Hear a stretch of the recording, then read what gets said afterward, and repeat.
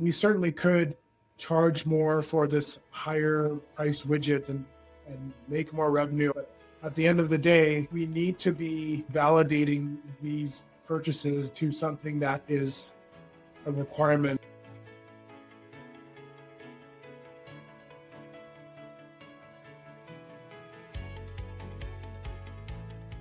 The scenario that comes up where we've had to push back is oftentimes as tech folks, we get caught up in the speeds and feeds and horsepower of devices and the latest and greatest things, but sometimes not really taken into account what actually the environment can support.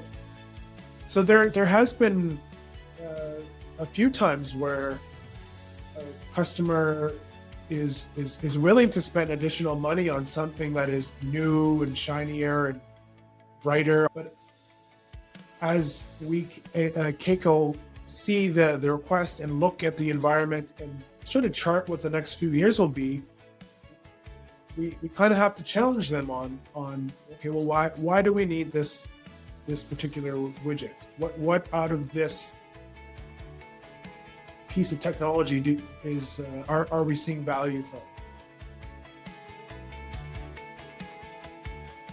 So the consultative side, if we're doing it right, there should be a bit of conflict in the sense that we are pushing or pulling the customer along to a way that we see fit with our perspective in mind. And so if they have their own perspective, many times that might be opposite to what we're hoping the end result will be. So there is a portion there where we do expect to have some friction or some terser conversations. But how we handle it is in those conversations, we make sure to frame it and remind everyone that ultimately what we're looking to do here is do right by the customer.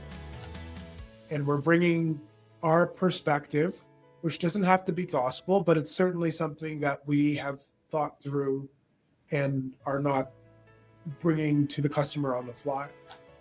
And so in cases where we might have some friction, oftentimes it can be sort of talked through, but potentially there's a misunderstanding on one side or another, and we just have to talk through it. In some other cases, we might just effectively put a pin in it. So we would gather all of that, all of what's been said, and put it all together in a document or email and just say, okay, we've explored this as much as we can for today. Let's have a night's sleep and come back tomorrow and figure out what makes the most sense. At the end of the day, our job is to, in fact, challenge what's being done to make sure that there isn't this sort of status quo type steps that are happening with the customer. And so more often than not, we are having these kind of conversations where, again, we're at odds, but we find that to be a healthy part of this collaborative relationship, this consultative relationship that we have with our customers.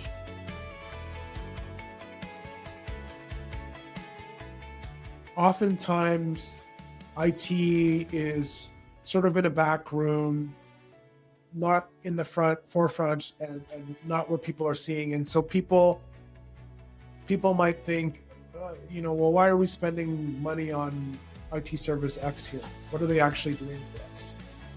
And so if you're not having that proactive mindset, that consultative mindset, then you're not actively looking to see where you can improve and where you can do better and communicating with the customer. When people are coming together with different expertise, I like to use the terminology or the phrase iron sharpens iron.